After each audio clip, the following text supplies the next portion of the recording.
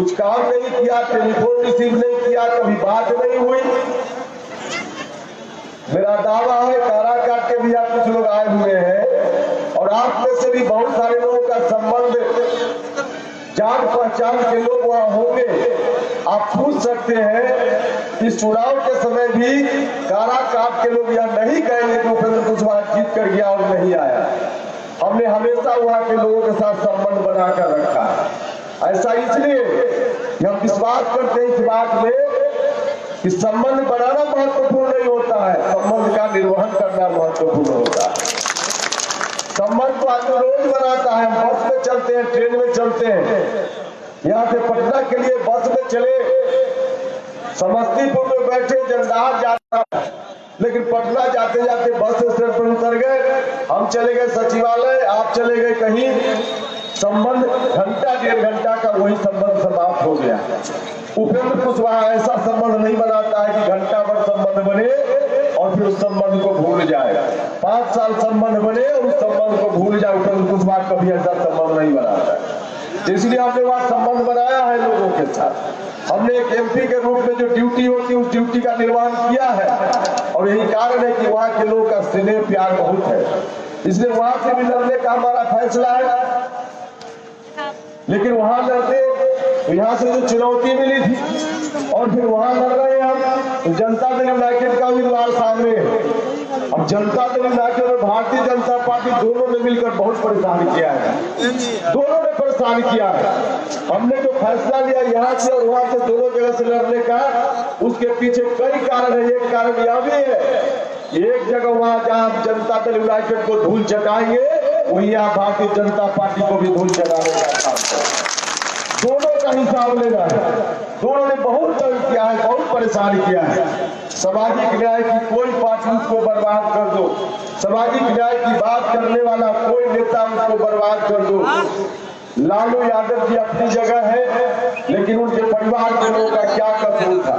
तेजस्वी जी का क्या कसूर? मीसा भारती का क्या कसूर? एक तरफ से परिवार भर के लोगों को मुकदमा में फंसा देने का काम हुआ। उनकी साजिश है। जैसे ही मौका मिलेगा, अगर अगली बार फिर से भारतीय जनता पार्टी वाले लोग आ गए, केंद्र में उनकी सरकार बन गई, तो परिवार के एक एक आदमी को जेल भेज देने का काम करेगा। मित्रों, हर तरह से बर्बाद करने का प्रयास, हर तरह से। अब तेजस्वी यादव मिलने जाते हैं जेल में, मिलने पर पिता से पुत्र को मिलने पर रोक लगा दी जाती है कि कौन सा कानून, कौन सा नियम है? हर तरह से राष्ट्रीय जनता दल को समाप्त कर दो। जिस राष्ट्रीय जनता दल ने नीतीश कुमार दोबारा जो मुख्यमंत्री बने, अभी जो विधानसभा का चुनाव हुआ था 2015 में, 7 जन्म क्या 700 जन्म में नीतीश कुमार मुख्यमंत्री नहीं बन सकते थे अगर राष्ट्रीय जनता दल का साथ नहीं मिला होगा। तो राष्ट्रीय जनता दल के लोगों ने एक एक वोट दिया, सब लोगों ने मिलकर जिताया, सरकार ने मुख्यमंत्री बनाकर नीतीश जी को बैठाया और बैठने के बाद ही अंदर से साजिश शुरू हो गई। भारतीय जनता पार्टी के साथ मिल गए, भारतीय जनता पार्टी के साथ मिलकर इन लोगों ने साजिश की। रोज प्रेस कॉन्फ्रेंस, रोज प्रेस कॉन्फ्रेंस, बीजेपी के लोग पटना में बैठकर लालू जी के परिवार के ऊपर रोज कुछ न कुछ आक्रमण, रोज कुछ न कुछ प्रहार। और जिस समय आक्रमण हो रहा था, प्रहार हो रहा था, प्रेस कॉन्फ्रेंस के माध्यम से जो कागज दिए जा रहे थे, कागज कहां से आ रहे थे सब लोगों को मालूम है।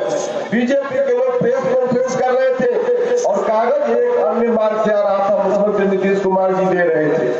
दोनों मिलकर, इस तरह से दोनों ने मिलकर बहुत परेशान किया है। मित्रों, मैं कहना चाहता हूँ, सबक उनको भी सिखाने का काम करना है, सबक इनको भी सिखाने का काम करना है। न सिर्फ राष्ट्रीय जनता दल को, लालू जी को परेशान करने का काम किया इन लोगों ने। उपेंद्र कुशवाहा का नाम सुनकर तो पता नहीं नीतीश जी के पेट में दर्द होने लगता है या कलेजा में, उसको नहीं मालूम, दर्द तो जरूर होने लगता है। जैसे ही उपेंद्र कुशवाहा का नाम आता है, दर्द से कराने लगते हैं, अनाप शनाप बोलने लगते हैं। अब बताइए, एक दिन कह दिया कि उपेंद्र कुशवाहा नीच है, अब ये कौन सी भाषा हुई? एक दिन कह दिया अति पिछड़ा समाज के उभरते हुए नेता मुकेश सहनी, उनके बारे में कह दिया नीतीश जी ने कि महागठबंधन के लोग सड़क छापाटी को लाकर गठबंधन बना रहे हैं। माननीय नीतीश कुमार जी बहुत देव नहीं है, बहुत देव नहीं है। जिसको आपने नीच कहा, जिसको आपने हर तरह से फंसाने की कोशिश की, जिसको आपने सड़क छाप कहा, यही लोग आपको सड़क पर लाकर खड़ा करने का काम नहीं किया तो कहिए। तो हर तरह से परेशान करने का काम किया है लोग। हमारी पार्टी को भी तोड़ दो, बर्बाद कर दो। हमारे एमएलए को प्रलोभन, एमपी को प्रलोभन, लालच लोग, अब लोग लालच में कुछ लोग पड़ जाते हैं। सत्ता के हाथ में तो बहुत सारी ताकतें होती है, तो लोग लालच में लोग पड़ जाते हैं। लेकिन जो लोग भी लोग लालच में पड़ गए, सब लोगों को मालूम है, जो लोग हमसे अलग हुए, राष्ट्रीय लोग सत्ता पार्टी से अलग हुए, सारे लोग आज पैदल हो गए, कहीं के नहीं है। लेकिन फिर भी कोशिश उनकी ओर से हुई कि कैसे भी हो, जैसे भी उनको बर्बाद करने का काम करो। हम तो आज भी कहना चाहते हैं, हमारी पार्टी को छोड़कर कुछ लोग गए, कुछ लोग जा रहे हैं। हमने पहले ही कहा कि भैया हमने अपनी नाव को समुद्र में डाल देने का काम किया है, नहर पर हमने तैरा देने का काम किया है। हमको जाना है उस पार, महागठबंधन को उस पार मंजिल तक ले जाना है। तो लहर से डरकर नौका कभी पार नहीं होती और कोशिश करने वालों की कभी हार नहीं होती। हम नाव पर अपने नाव को उतार देने का काम किया है। लहर पर नाव पर चलना है। जिनका दिल कमजोर हो पहले डॉक्टर से जांच करवा ले।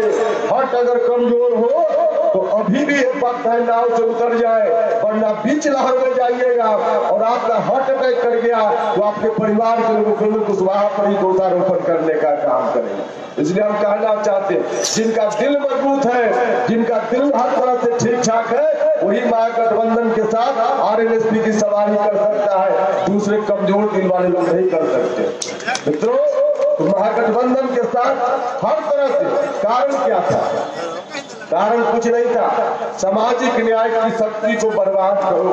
जननायक कर्पूरी ठाकुर का नाम लेने वाले जो लोग हैं, जो ताकत है, उसको बर्बाद करो।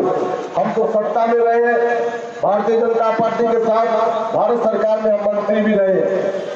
2014 में जब प्रधानमंत्री नहीं बने थे नरेंद्र मोदी, तमाम जगह जाकर भाषण करते थे, कहते थे कि मैं पिछड़ा समाज से हूँ, पहली बार पिछड़ा समाज का कोई व्यक्ति आपसे वोट मांग रहा है प्रधानमंत्री बनने के लिए। हम लोगों को भी अच्छा लगता था कि चलिए पिछड़ा समाज का व्यक्ति, कुछ तो दर्द होगा इनके मन में पिछड़ों के प्रति, दलितों के प्रति, सत्ता में आएंगे तो कुछ तो करेंगे।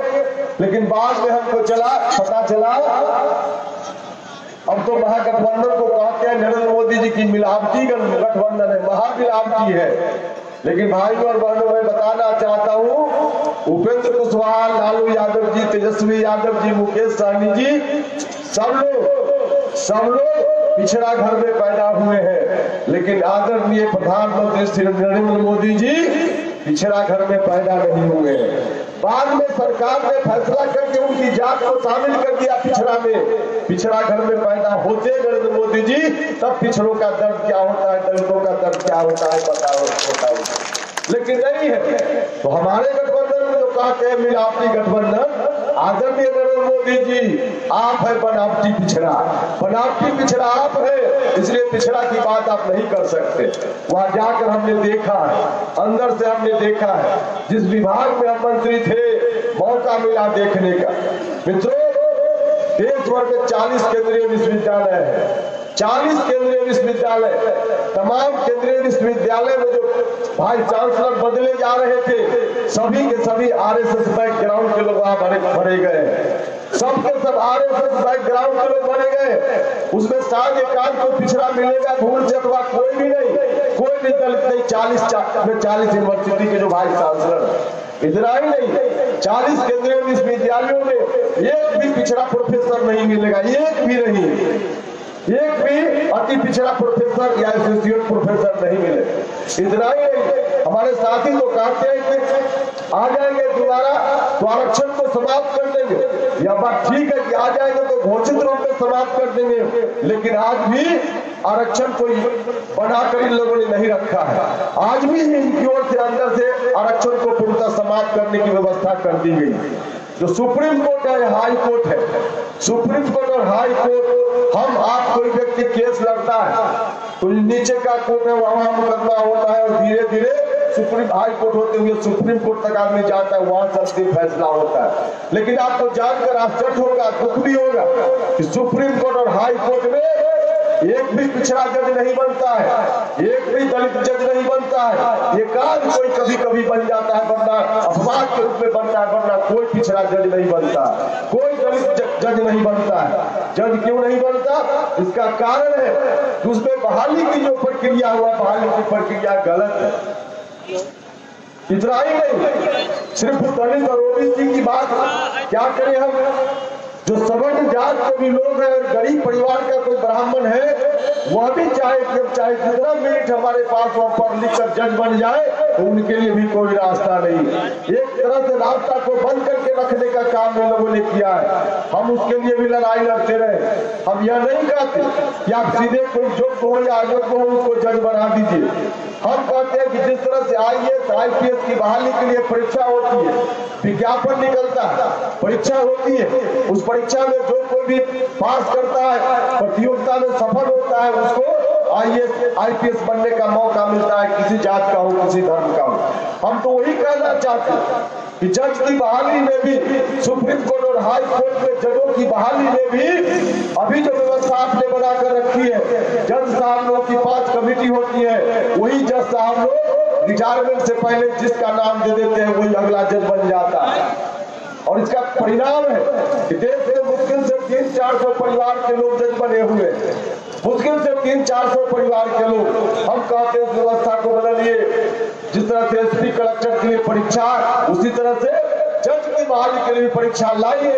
उस परीक्षा में गरीब बैठेगा, उस परीक्षा में दलित बैठेंगे, पिछड़ा से पिछड़ा, अल्पसंख्यक जमात के लोग, सभी लोग बैठेंगे और जो पास करेगा प्रतियोगिता परीक्षा में वह जज बनेगा। इसमें दराज क्या है? लेकिन इस तरह की व्यवस्था हर तरह से पिछड़ों का नुकसान, जिस तरह से दलितों का नुकसान आज किया जा रहा है, भगवान न करे अगर दोबारा ये लोग सत्ता में आ गए तो क्या क्या फिर आगे करेंगे। जमुना कर्पूरी ठाकुर जी की धरती है, जमुना कर्पूरी ठाकुर जी के सपना को सदा सदा के लिए लोग चकनाचूर कर देंगे। इसलिए हम आपसे आग्रह करना चाहते हैं कि हम सब लोगों को मिलकर बचाने का काम करना है। जिस तरह से दोनों ने परेशान किया हम लोग, मित्रों मैं कहना चाहता हूँ कि दोनों ने मिलकर जिस तरह से परेशान किया, क्या कसूर था हमारे लोग। और हम तो गए थे पटना की सड़कों पर आंदोलन करने के लिए।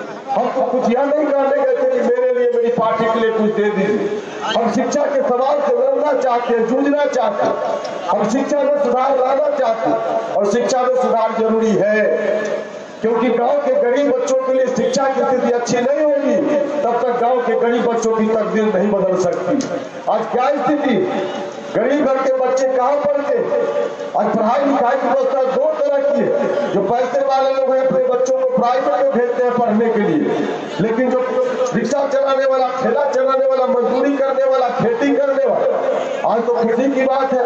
हम लोग जिस समय विद्यार्थी होते थे उस समय कोई मजदूर या नहीं सोचता था कि मेरा बाल बच्चा भी पढ़े लिखे। उस समय मजदूर सोचता था कि स्कूल भेजकर हम क्या करेंगे, किसी के खेत में काम करने जाएगा तो 10 रुपया कमा कर लाएगा। लेकिन आज कोई मजदूर यह नहीं सोचता, आज कोई ठेला चलाने वाला यह नहीं सोचता है। एक ठेला चलाने वाला भी सोचता है कि मेरा जीवन जैसे तैसे कट गया कोई बात नहीं, लेकिन मेरे बाल बच्चों का जीवन इस तरह से न कटे, अच्छा से कटे। आज उसके मन में भी अलग है और यह खुशी की बात है। और इसके लिए वो सोचता है कि मेरा बाल बच्चा पढ़े लिखे तो अच्छा कर पाएगा। लेकिन गरीब घर का बच्चा कहाँ पढ़े लिखेगा? गरीब घर का बच्चा तो उन्हीं सरकारी विद्यालयों में पढ़े लिखेगा जिन सरकारी विद्यालयों में आज पढ़ाई लिखाई नाम की कोई चीज नहीं। विद्यालय का नाम बदल दिया गया, उच्च विद्यालय लिखा हुआ था, उसकी जगह इंटर विद्यालय लिख दिया गया, लेकिन टीचर की संख्या नहीं बढ़ी। जहाँ 15 टीचर की जरूरत थी वहाँ 2 टीचर काम कर रहे। कहीं प्रयोगशाला नहीं है विद्यालय में, बेंच डेस्क तक नहीं है विद्यालय में, मास्टर साहब को दूसरे काम में लगा दिया गया। नीतीश कुमार जी 15 साल हुआ, आप कितना दिन, 15 साल में आपने बिहार की शिक्षा व्यवस्था को रसातल में पहुंचाने का काम किया है। तमाम विद्यालयों को भोजनालय में तब्दील कर दिया। मास्टर साहब को कहा जाता है सरकार की ओर से खिचड़ी का हिसाब रखिए, दाल चावल का हिसाब रखिए, जो बिल्डिंग बन रही है उसमें ईंट और बालू का हिसाब रखिए। अब बताइए मास्टर साहब बालू गिट्टी ईंट का हिसाब रखेंगे या बच्चा को पढ़ाने का काम करेंगे। हम तो यही कहने गए थे कि मास्टर साहब का काम है पढ़ाना, बाकी हिसाब किताब के लिए आप दूसरी एजेंसी को लगा दीजिए। मास्टर साहब का काम है पढ़ाना, तो मास्टर साहब को पढ़ाई के काम में रहने दीजिए, ताकि गांव के गरीब बच्चे भी पढ़ लिख कर अच्छा कर सके। हम तो यही कहने गए थे, पटना की सड़कों पर हम जा रहे थे यही कहने के लिए, लेकिन पुलिस ने जिस तरह से लाठी चलाने का काम किया, अगर उस दिन हम शुक्र मना के हमारे साथियों का धन्यवाद करना चाहते। बिहार भर से जो हमारे साथी गए, इस जिला से भी साथी गए थे, सब लोगों ने मेरे ऊपर आकर अगर कवर नहीं किया होता उस दिन, अपनी जान को जोखिम में डालकर मेरे ऊपर अगर लोग नहीं आ गए होते, तो जिस तरह से पुलिस लाठी चला रही थी, शायद उपेंद्र कुशवाहा के सामने भाषण देने के लिए खड़ा नहीं हुआ होगा। इस तरह से बर्बाद करने का, तंग करने का हर तरह से प्रयास, चाहे लालू जी हो, चाहे आरएलएस के उपेंद्र कुशवाहा, सामाजिक न्याय की बात करने वाली कोई पार्टी, कोई नेता उसको बर्बाद कर देने का काम। यही से जो उम्मीदवार है, यही से जो उम्मीदवार है, पता नहीं कुछ लोग को भ्रम हो जाता है, कुछ लोग को लगता है कि हम यादव घर में पैदा हुए तो बिना कुछ किए हुए हम यादव समाज के नेता बन जाएंगे। अरे भैया, कैसे यादव समाज के नेता बन जाइएगा? यादव समाज का नेता लालू यादव जी को गाली देकर कोई नहीं बन सकता है, मेरा दावा है। यादव समाज का नेता बनना है तो जमुना कर्पूरी ठाकुर के रास्ते पर चलना पड़ेगा, लालू यादव जी के रास्ते पर चलना पड़ेगा, तब यादव समाज का नेता बन सकता है। लेकिन इनको गलतफहमी हो कि हम लालू जी को समाप्त कर देंगे। अब कहा एक दिन जिस तरह से रावण का वध हुआ था, उस तरह से रावण वध करेंगे हम, लालू जी को रावण करके कहा कि हम बंद करने का काम करेंगे। अमरेश यादव यहाँ बैठे हुए राष्ट्रीय जनता दल युवा इकाई के जिला अध्यक्ष, इन्होंने मुकदमा भी किया उस बयान पर। तो हर तरह से इस तरह की बात, अब इनको लगता है कि हम लालू जी समाप्त हो जाए तो हम यादव समाज के नेता बन जाएंगे। अरे भैया, यादव समाज का नेता क्या बनिएगा? अब तो कोई वैकेंसी नहीं है, अब तो गैप भी नहीं है। गैप थोड़े दिनों के लिए बना था, जब तेजस्वी यादव जी को नीतीश कुमार जी ने बिहार की जनता को धोखा देकर कुर्सी से हटा दिया था। उस समय कुछ वैकेंसी बनी थी, लगता था कि कुछ गैप हो गया, लेकिन उस गैप को तेजस्वी यादव ने 4-5 महीना में कड़ी मेहनत करके उस गैप को भर दिया है। अब तो वैकेंसी ही नहीं है, अब गैप ही नहीं है, अब तो तेजस्वी यादव लालू जी के बाद यादव समाज का नेता बन गया है। इसलिए आप जो मुगालते में है, मुगालते में मत रहिए, आरएसएस की बात कीजिएगा, आरक्षण हटाने वाली पार्टी में रहिएगा, पिछड़ों दलितों की बात करने वाली पार्टी से अलग दूसरी पार्टी में रहिएगा, और कहिएगा यादव समाज के नेता बन जाए। जमुना कर्पूरी ठाकुर जी की धरती कभी ऐसा नहीं होने दे सकती, कभी ऐसा होने नहीं दे सकती। हम लोगों ने जो गठबंधन बनाया है, बहुत सोच समझ कर गठबंधन बनाया है, बहुत सोच समझ कर गठबंधन बनाया है। श्रीमान लालू प्रसाद यादव जी, जब नीतीश कुमार जी ने तेजस्वी यादव और बाकी राष्ट्रीय जनता दल के लोगों को अलग करके बीजेपी के साथ लेकर सरकार बना ली, उसी वक्त से हम सब संपर्क में थे। उनकी ओर से निरंतर प्रयास हो रहा था, उपेंद्र कुशवाहा आ जाओ हमारे साथ, हम दोनों मिल गए और बाकी लोग है ही, तो हम सब लोग मिल करके इसने जो हमारे साथ बर्ताव किया उसका हिसाब किताब लगा देने का काम करेंगे। निरंतर उनकी ओर से बात आ रही थी।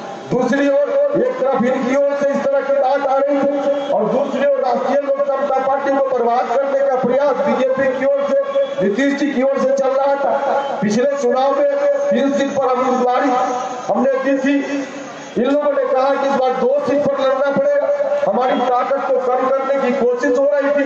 तो एक तरफ 2 सीट की बात की जा रही थी, और दूसरी ओर लालू यादव ने स्नेह भरा हाथ हमारी तरफ बढ़ाया। कुछ लोग तो मानने के लिए तैयार नहीं थे, मीडिया वाले बंधु तो और नहीं मान रहे थे, जो विरोधी है उनको मानने का कहा सवाल था। इसलिए कई बार मीडिया के बारे में लोग बोलते हैं कि मीडिया उनके प्रवक्ता हो गए, तो मेरे अंदर भी यह बात उठती कि ठीक कहते हैं। भैया, उपेंद्र कुशवाहा लालू जी मिलकर तय कर चुके थे, और मीडिया के लोग लिखते थे, रोज लिखते थे 2 सीट 3 सीट से ज्यादा कभी मिल ही नहीं सकती, लगता है इन्हीं को सीट देनी थी, इन्हीं को सीट देनी थी। जिस समय 5 सीट मिली तब नीतीश कुमार और बीजेपी के लोगों के ऊपर कलेजा पर फिर से साथ लौटने लगा। मैं पूरी ईमानदारी से कहता हूँ, भारतीय जनता पार्टी के एक बड़े नेता जब महागठबंधन की बात हो गई तो दिल्ली में हमसे मिले, सेंट्रल हॉल में मुलाकात हुई। उन्होंने कहा कि कितनी सीट मिली आपको महागठबंधन में, तब फैसला नहीं हुआ था। हमने कहा कि जितनी सीट आपने देखी उससे तो ज्यादा मिलना ही है ना। तो उन्होंने कहा कि अच्छा मिल जाएगा तो आइएगा बताइएगा। मिल जाएगा मजाक की तरह। और जब 5 सीट मिल गया उसके बाद जब हम फोन करते हैं तो उठाते ही नहीं। तो एक तरफ उनकी ओर से बर्बाद करो, 2 से 3 से 2 करो, और दूसरी तरफ लालू यादव जी का सिरे भरा हाथ, इतना सम्मान 5 सीट के साथ हम लोगों ने गठबंधन करने का काम किया। तो मित्रों, यहाँ जो गठबंधन है ये झूठ गठबंधन है। उपेंद्र कुशवाहा छटपटाहट में था, सामाजिक न्याय की बात करने वाली पार्टी कहाँ फंस गए थे। हमको लगता था जल्दी निकलने का कोई रास्ता मिल गया। अब इस रास्ते पे खुट्टा गाड़ करके उपेंद्र कुशवाहा खड़ा है।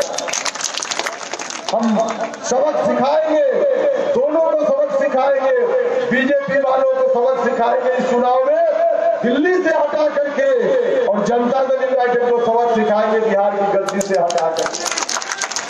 जिस तरह से बेइज्जत करके हटाया है महागठबंधन का कोई भी साथी, अगर कहीं प्रताड़ित होता है, बेइज्जत होता है, तो महागठबंधन का हर साथी वह कलेजा लगाने का काम करेगा।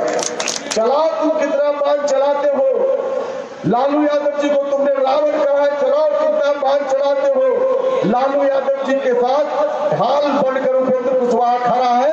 पहले मेरे ऊपर चलाओ, उसके बाद तुम लालू यादव जी तक जाओ। हम लोग मिलकर लड़ेंगे हर तरफ। लालू जी ने प्रयोग किया है, हमसे भी लालू जी ने कहा कि बिहार की धरातल पर एक राजनीतिक एक्सपेरिमेंट कर रहा है, हमारे साथ आ जाए। और राजनीतिक प्रयोग लालू जी ने किया है, उनका आशीर्वाद है इसलिए हम आपके बीच आए। कुछ लोग राष्ट्रीय जनता दल के साथी भी जिनको अंदर की खबर नहीं होती है, स्वाभाविक है। अंदर में हम लोग बात करते हैं, जब घोषणा होती है कोई चीज तभी खबर आती है बाहर। तो जब तक बाहर खबर नहीं आती थी, एक तो स्ट्रेटजी हम लोगों की थी कि खबर बाहर पहले चल जाए तो भारतीय जनता पार्टी वाले भी सजग हो जाएंगे, विरोधी हमारे सजग हो जाएंगे। तो हम लोग बहुत सोच समझ कर उस खबर को रोके हुए थे। तो स्थानीय स्तर पे राष्ट्रीय जनता दल के बंधु भी लगता था कि कैसे उपेंद्र कुशवाहा की पार्टी यहाँ से उम्मीदवारी देगी, लेकिन भैया लालू यादव जी के आशीर्वाद से यहाँ से उम्मीदवारी है, कोई किसी खास दूसरे व्यक्ति के आशीर्वाद से उम्मीदवारी नहीं। और यह प्रयोग है बिहार की राजनीति में, उनके द्वारा, हम सब लोग के द्वारा किया जा रहा है प्रयोग है बिहार की राजनीति में। और यह प्रयोग तत्काल रूप से हम 2020 हमारा मुख्य लक्ष्य है। 2020 का हमारा लक्ष्य है कि 2020 में जिस तरह से बेइज्जत करके, अपमानित करके तेजस्वी यादव राष्ट्रीय जनता दल को आपके वोट को लेकर नीतीश कुमार जी ने सरकार बनाई, आपके साथ विश्वासघात किया, धोखा किया, उस धोखे का बदला लेना है। और 2020 में महागठबंधन को जिता करके हम लोग फिर से नीतीश कुमार जी को गद्दी से उतारेंगे और महागठबंधन को बैठाने का काम करेंगे। यह हम लोग का प्रयोग है। लेकिन वह प्रयोग है, उसके पहले जिस तरह से फाइनल मैच के पहले सेमीफाइनल होता है, यह जो है सेमीफाइनल है, 2020 वाला फाइनल होगा। फाइनल में हम लोग निश्चित रूप से जीतेंगे, लेकिन फाइनल जीतने के लिए टीम को सेमीफाइनल भी जीतना पड़ता है, सेमीफाइनल भी जीतना पड़ता है। भैया अगर फाइनल में जीतने का हम मन मिजाज बना रहे हैं और सेमीफाइनल में लालू जी का प्रयोग गड़बड़ हो गया, तो सेमीफाइनल में हारने वाली टीम फाइनल में नहीं जा पाती है, सब लोगों को मालूम है। इसलिए हम कहना चाहते हैं इस सेमीफाइनल को भी जीतना है और हम जीतेंगे। सिर्फ इस लोकसभा क्षेत्र की बात हम नहीं कर रहे, हम कर रहे पूरे बिहार में। हम लोगों का लक्ष्य है 40 में 40 जीतने का लक्ष्य है हमारा। इस लक्ष्य को हम प्राप्त करेंगे।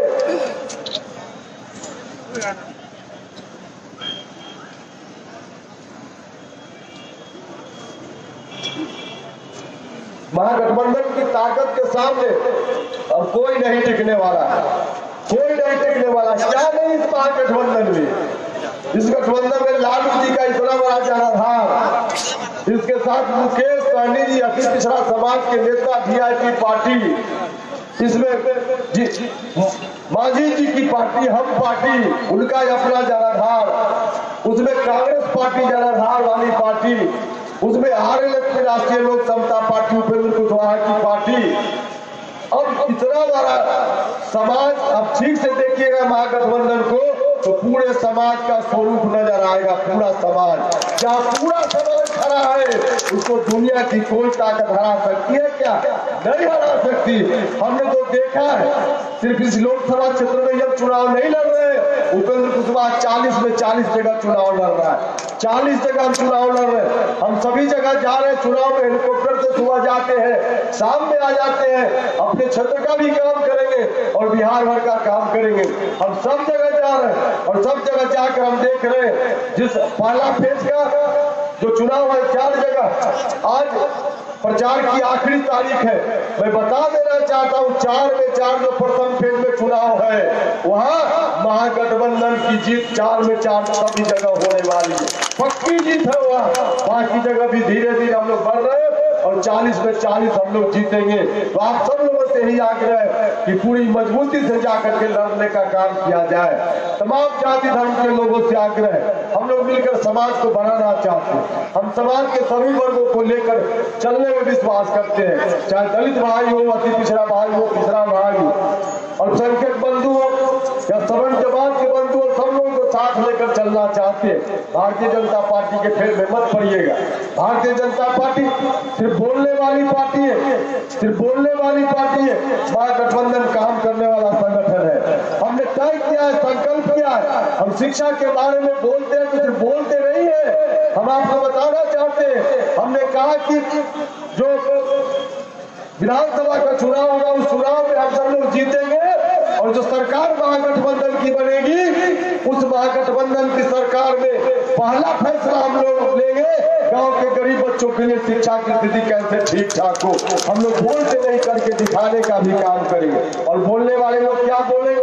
अब इतने पर बोले लोग हैं भारतीय जनता पार्टी के लोग, भारतीय जनता पार्टी के लोग, और बोलते बोलते तो उनके एक मंत्री जो भारत सरकार के हैं उन्होंने कह दिया, मुसलमान भाइयों को इंगित करके कह दिया कि जो वोट नहीं देगा बीजेपी को उसको पाकिस्तान भेज देंगे। मैं उनको भी कहना चाहता हूँ, आप क्या पाकिस्तान भेजिएगा अगर हम सब लोगों ने मिलकर आपको रेगिस्तान नहीं भेज दिया तो कहने का तो हम लोग पूरी मजबूती के साथ इकट्ठे हैं। मैं आप सब लोगों से अपील आग्रह करना चाहता हूँ, जगह कर्पूरी ठाकुर जी के सपना को बचाने का काम कर रहे हैं, धारा को बचाने का काम करना है और पूरा इलाका, पूरा क्षेत्र और बिहार में जो विकास की बात है उसको भी तेज गति से आगे बढ़ाने का काम करना है। तो आइए आप सब लोग मिलकर इतना वोट से जिताइए। और मैं कहूंगा कालाकट और उजियारपुर 2 जगह से मेरी व्यक्तिगत उम्मीदवारी है। वहाँ के लोगों ने भी मुझसे पूछा कि आप वहाँ से भी लड़ रहे हैं। यहाँ के लोगों ने भी पहला दिन जब हम आए तो पूछा कि दोनों जगह से आप चुनाव लड़ रहे हैं, जीतिएगा दोनों जगह से, जीतने के बाद कहाँ रहिएगा और कहाँ छोड़ दीजिएगा जरा पहले बताइए। हमने उनसे कहा, मैं आपसे भी कहना चाहता हूँ, मेरा घर है यहाँ बगल में, मेरा घर है यहाँ बगल में। मैं बताना चाहता हूँ, आदमी कोई भी हो घर से दूर तो तभी जाना चाहता है जब घर में उसका काम न चले। घर से दूर कौन आना चाहता है? घर से दूर कौन आना चाहते? लेकिन कालाकाट भी मेरे लिए घर जैसा ही है। वहाँ के लोगों ने बहुत से प्यार वहाँ के लोगों ने भी दिया है, मेरे लिए कोई अंतर नहीं है। लेकिन हर व्यक्ति घर में रहना चाहता है, व्यक्तिगत मेरी इच्छा है घर में रहने की, लेकिन एक शर्त है।